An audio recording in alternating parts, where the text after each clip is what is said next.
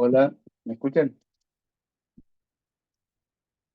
La profe. Sí, Hola, profe. sí, se escucha. Hola, sí se Disculpe, tuve escucha. un problema con el celular que lo necesito complementariamente a la computadora para la clase y eso me demoró en el ingreso. Bueno, veo que están ya unidos 23 alumnos. Bueno, ¿recién terminaron la clase anterior?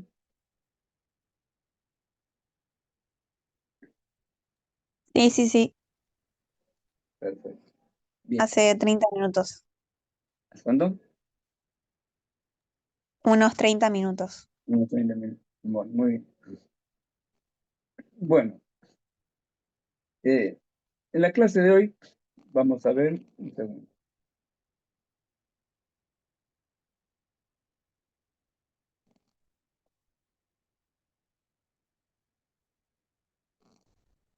Están viendo la pantalla allí, ¿no? Sí, se ve. Bueno, les voy a mencionar algo no explicado en detalle porque es un poco complejo, pero en algo relacionado con la técnica de decisión, con la llamada técnica de escenario. De eso no conocen ustedes, ¿no? No. Bueno,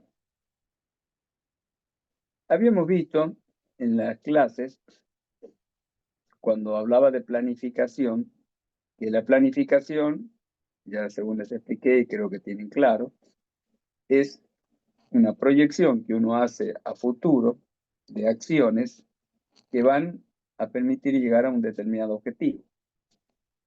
En esa proyección, uno define el qué, el cómo, el cuándo, el dónde y el quién. Es decir, qué voy a hacer, cómo lo voy a hacer, cuándo lo voy a hacer y quién lo va a hacer. Es un poco el concepto de plan. Y uno, para hacer ese plan, como digo, tiene que tener bien en claro el objetivo. Les mencioné que era importante definir cuál es el objetivo como aspecto central. Después se realiza la planificación y luego se pone en práctica, se ejecuta, y todo plan en un proceso de ejecución puede generar situaciones no contempladas. Para eso están los llamados planes de contingencia, que son planes que uno prevé como opciones si se da un futuro que no se esperaba, o mejor dicho, que no estaba dentro de lo que mayor probabilidad tenían de suceder. Bien, todo esto, que es el definir acciones que voy a realizar a futuro, supone un proceso de decisión. Porque cuando quiero tomar o quiero definir esas acciones, se me plantea distintas maneras de resolver determinados problemas que se van presentando. Esas situaciones problemáticas que suponen la posibilidad de resolver los distintos modos de acción requiere del proceso de decisión. Esto más o menos creo que lo tienen claro, ya lo habíamos hablado. Y el proceso de decisión básicamente consiste en definir un objetivo, un problema, llamémosle. Entendemos claramente que la toma de decisión es la forma que uno tiene de elegir la mejor alternativa para resolver un problema. Ya le hablé de la importancia de haber definido bien el problema para luego, en esta etapa en la que vamos a decidir, tener, digamos, partir sobre algo bien sólido. Si no lo tengo en claro el problema, estoy en una dificultad importante. Entonces, una vez que eso está bien definido y claro, se plantea la forma de resolverlo y en general, esto es un concepto que se suele aplicar en planeamiento, perdón, toma de decisiones, es que en general todo problema tiene más de una forma de resolverse.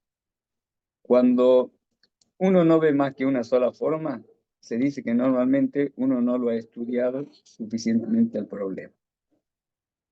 Es decir, que en la gran mayoría de los casos, los problemas tienen distintas formas de resolverse. ¿Y en qué consiste la decisión? En ver cuál de las formas esas distintas que uno puede pensar para resolver es la más conveniente. Ahí viene todo el proceso que ustedes vieron en el apto, factible, aceptable, etc. Entonces, en definitiva, resumiendo, el planeamiento es una de las situaciones que requiere toma de decisiones, porque yo a futuro voy a tener acciones que las tengo que decidir. Aunque no solamente las decisiones se restringen al planeamiento. Las decisiones están vinculadas a situaciones problemáticas que se plantean a diario. Y dentro de esas problemas hay decisiones tácticas, estratégicas y operativas. Hay decisiones de poca importancia y hay otras complejas que tienen mucha importancia, que normalmente en general tienen proyección en el tiempo, y ahí esas se suelen llamar decisiones estratégicas.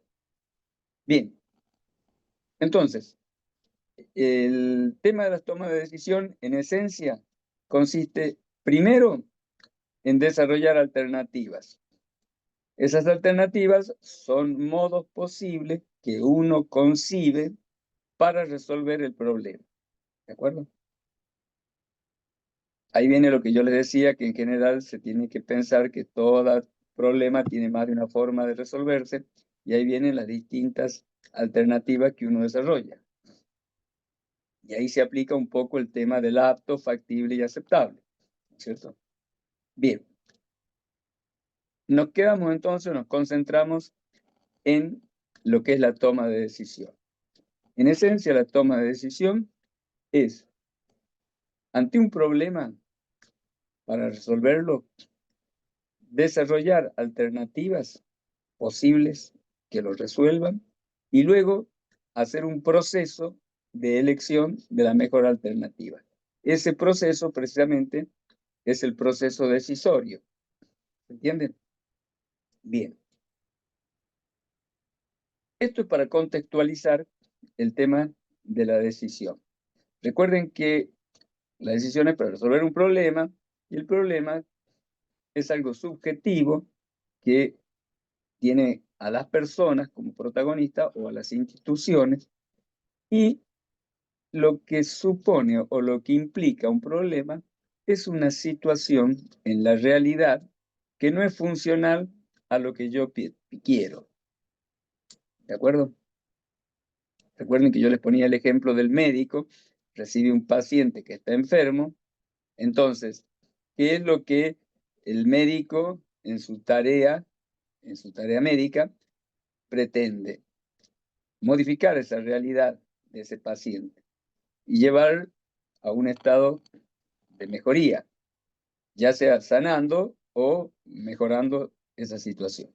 Es decir, él va a tratar de accionar sobre las determinadas cosas, para ello están todos los estudios médicos, los distintos fármacos, etc., para poder revertir esa situación que para él es un problema. Y ahí viene lo subjetivo. Los problemas no existen en sí mismos, sino que son situaciones que no son funcionales al interés de las personas o de las instituciones. Pero por allí, para una empresa, lo que es un problema, para otra empresa no lo es. O lo que para una persona es un problema, para otra persona no lo es. Y de ahí viene el carácter subjetivo que les decía del problema. Bien. He hecho un poco esta introducción para contextualizar el tema de lo que son las tomas de decisiones, etc. Les menciono que una de las formas de tomar esas decisiones es a través de esta técnica que se llama la técnica de los escenarios. Le voy a hacer una explicación muy conceptual, orientativa, para que entiendan el concepto, después de desarrollar con más amplitud. Y básicamente, ¿en qué consiste? Vamos a ir un poco al final del Power.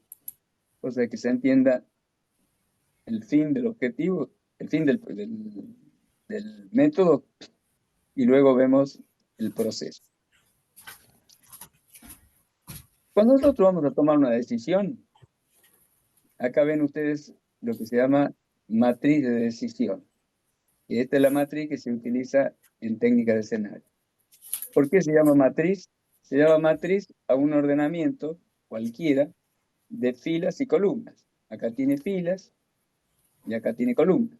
Por eso se llama matriz. Digo porque para muchos la palabra matriz les puede sonar como algo muy técnico y no saber a qué se refiere. Matriz se llama a un ordenamiento de filas y de columnas. En este caso, ¿qué tenemos en las filas? En la parte superior está el nombre de lo que vemos en cada fila. Y lo que tenemos acá son las alternativas, que llamamos A1, A2, A3. Podría tener una 4 y una 5, que son las alternativas que podemos desarrollado para resolver el problema. Un poco lo que les había explicado antes. Como siempre los problemas tienen más de una forma de resolver, yo lo puedo pensar que al problema que tengo que resolver con esta matriz de decisión, lo puedo resolver con la alternativa A1, con la alternativa A2, con la alternativa A3, y podría tener una o dos más o la que sea. Bien. Ahora, siempre cuando nosotros vamos a tomar una decisión, vamos a tratar de ver cuál es la forma de resolver un problema y las formas que podemos resolver ese problema también están relacionadas con el futuro. Porque cuando se ponga en práctica esa decisión, vamos a encontrar en los futuros que se puedan llevar que puedan llegar a suceder distintas situaciones respecto de esa decisión tomada. Por ejemplo, supongamos en el plano económico, queremos tomar una decisión de ampliar una empresa, por ejemplo. Bien, las alternativas serían ampliar la empresa, ampliar la planta, generar una nueva planta. Otra alternativa sería incrementar empleados sin modificar la cantidad de la planta. Y otra alternativa sería eventualmente incluso no modificar la situación, ¿cierto? Bien.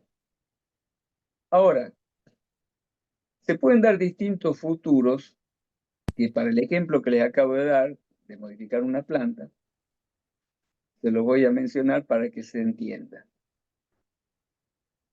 Estos futuros están asociados con ciertas situaciones que van a ocurrir y yo no las puedo conocer. Por ejemplo, ¿qué sucede con la demanda?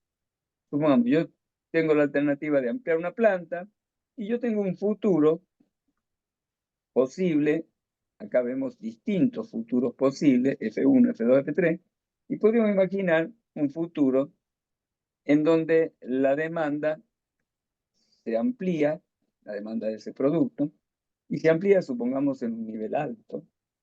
Otro en donde la demanda eventualmente se mantenga, y otro en donde la demanda decaiga. ¿De acuerdo? Y no solamente los futuros están relacionados únicamente con la demanda. También pueden haber otras situaciones que pueden tener relación con la cuestión esta que vamos a plantearnos en relación a ampliar la planta o no. Por ejemplo, ¿qué sucede con la política arancelaria? Si permiten importar productos o no. Si permiten importar productos, por allí voy a tener una competencia que me puede generar problemas. Y eso pueden plantear distintos futuros con distintas situaciones respecto de la situación arancelaria que va a permitir en más o en menos medida que ingresen productos que puedan competir con lo que fabricamos nosotros. Es decir, que cuando nosotros vamos a tomar una decisión, nos planteamos alternativa, Pero hay ciertas, y ahí nosotros podemos decidir, podemos evaluar, podemos considerar cuáles son las alternativas y demás, pero hay ciertas cosas que pueden ocurrir en el futuro y que pueden impactar en la decisión que yo no las conozco, que solamente las voy a saber el día de mañana. Como les decía, yo estoy en un proceso de ampliar la planta y tenemos que pensar qué va a pasar a partir, supongamos, de mediados de año, que pueda ser el tiempo que yo me lleve a ampliar la planta y demás, y puede suceder allí que la demanda se amplíe, que la demanda se mantenga, que la demanda baje, o como les decía, que las políticas arancelarias modifiquen la situación. Es decir, que ustedes ven que los resultados finales de las decisiones que yo tome, yo los puedo analizar hoy, pero van a tener una relación con los futuros que puedan llegar a ocurrir, que yo el día de hoy no los conozco. Por eso, cuando se toman decisiones, normalmente existe la necesidad de hacer lo que se llaman pronósticos. El pronóstico es como el pronóstico del tiempo. Es prever, predecir, ¿no es cierto?, con un grado de probabilidad, porque con certeza nadie puede predecir lo que va a pasar. ¿Qué va a ocurrir en el futuro? Pregunto, hasta acá, más o menos, ¿se entiende la idea? ¿Tienen dudas? Sí, profe. Yo, ¿Tienen profe, mi duda es que es un curiosidad? cálculo todo lo que dice en futuro, arriba ¿No? de 1100, 2000, 3000. No, esto ya lo vemos después. Por ahora no les hablo de esto que está acá. Les estoy hablando del futuro. El concepto de futuro son distintas posibilidades. Por ejemplo, si vamos a hablar de la demanda, podemos considerar, por ejemplo, que un futuro sería que la demanda se amplíe, otro futuro que la demanda se mantenga y otro futuro que la demanda baje. Incluso podría cuantificar ese futuro, es decir, que la demanda se amplíe más del 20%, así. ¿Entendí? Gianfranco me preguntó, ¿no?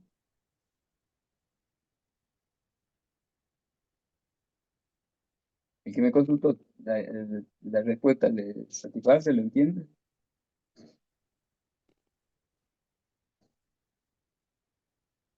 ¿Qué Bien. pasa? ¿No me escuchan? Ah, sí, estaba hablando y tenía el micrófono prendido. Sí, sí, entendí. Perdón, tenía el Bueno. micrófono apagado, eso quise decir. Ah, está bien. Sí, yo entendía que era usted, Gianfranco, por lo menos hasta la voz, por eso reconozco. Bien, entonces concretamente decimos que las decisiones que nosotros tomemos van a tener resultados diferentes según ciertos futuros que se pueden producir, que yo no los puedo saber con anticipación. Ahora, si bien yo no los puedo conocer, nadie puede decir qué va a pasar en el futuro, sí puedo pronosticar, así como el pronóstico del tiempo. Nunca han visto ustedes un pronóstico del tiempo que diga mañana va a llover. Mañana se pronostica lluvia, quiere decir que hay probabilidades altas de que llueva. Después puede no llover. Y en general, todo pronóstico, y mucho más en materia de toma de decisiones, son, digamos, previsiones que se hacen probabilísticas. Es decir, yo puedo decir que el futuro F1 tiene una probabilidad de ocurrir, que la pongo abajo, de, por ejemplo, 0,1%. El concepto de probabilidad es acá me fui al final y en vez de explicar el concepto de probabilidad y demás, me fui al concepto final de qué es la herramienta esta para que se entienda. Nosotros entonces tenemos, volvamos al ejemplo que les estaba mencionando y lo pongamos en los mismos términos que se lo dije, es decir, yo tengo un futuro. La demanda crece, que la demanda se mantiene o que la demanda baja. Si yo invertí ampliando la planta, probablemente si la demanda crezca, me vaya bien y el resultado lo voy a poner en esta casilla, el resultado económico, es decir, el valor de las ganancias que voy a tener. Si la demanda se mantiene, puede tener otro resultado. No tiene nada que ver con los números, porque este ejemplo no está relacionado con lo que les estoy explicando. Simplemente les puedo decir que puede ser eso o puede ser otra cosa. ¿No es cierto?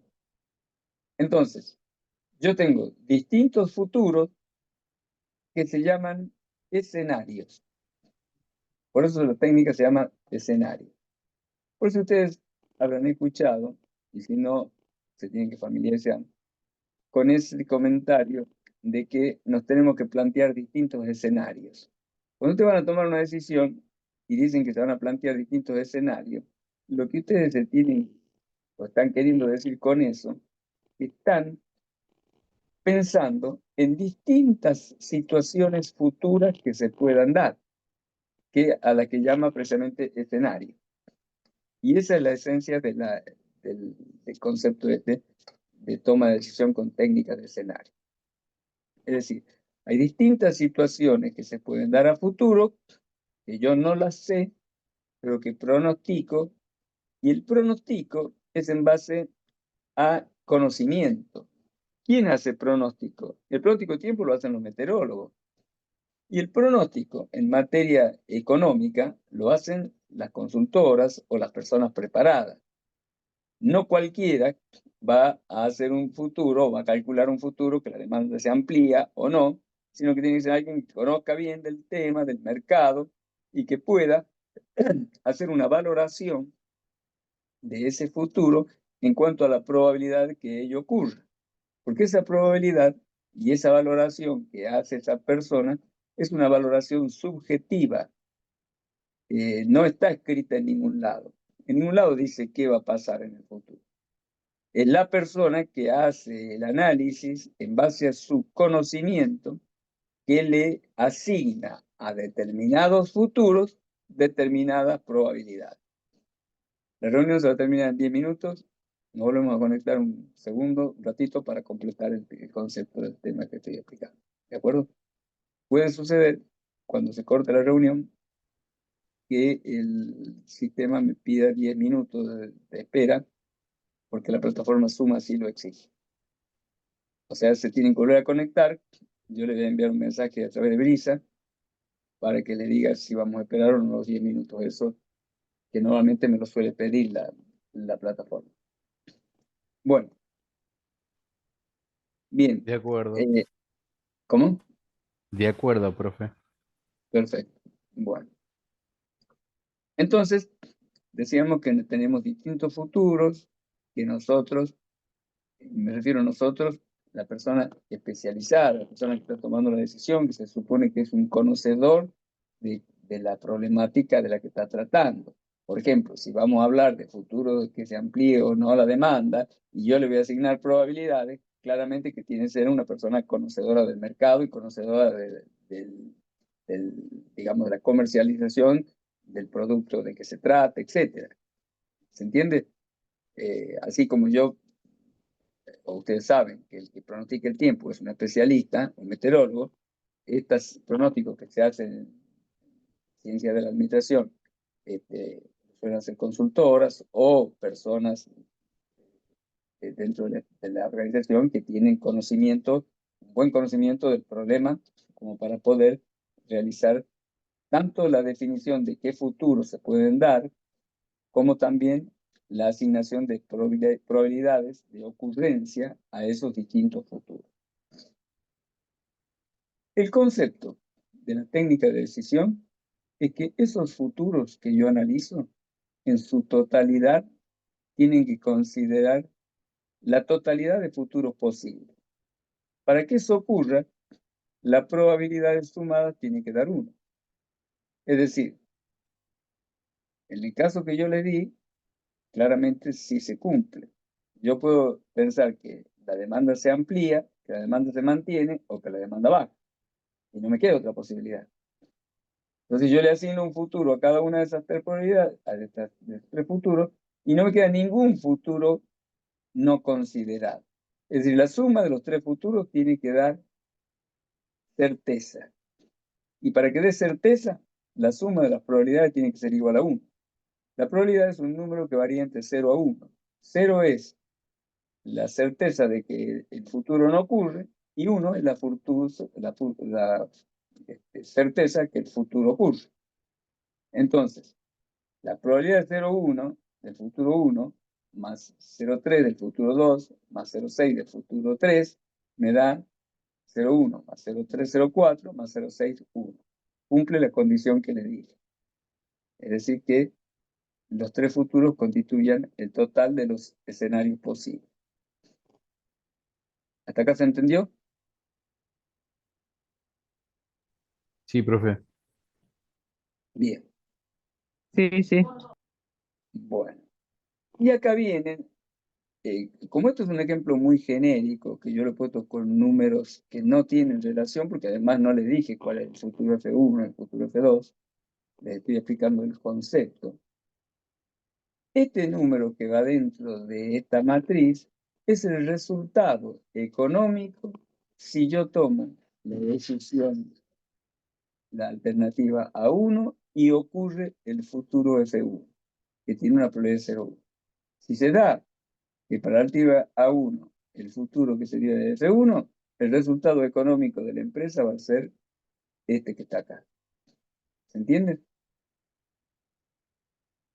En tanto que si yo tomo esa misma decisión, pero no se da el futuro F1, sino se da el futuro F2, el resultado económico va a ser otro, que es el que está indicado acá.